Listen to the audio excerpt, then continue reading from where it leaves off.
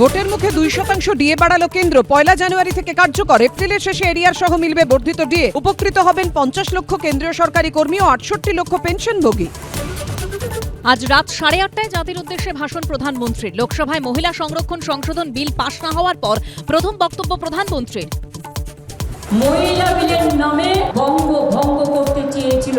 মোদির পতন শুরু হয়েছে। বাংলা জয় করে দিল্লি দখল করব। হাওড়ার পাঁচলার সভা থেকে হুঙ্কার মমতার। মহিলা বিরোধী ইন্ডিজোট এর উচিত শিক্ষা 23 তারিখ 29 তারিখ বাংলার মা বোনেরা দেবে।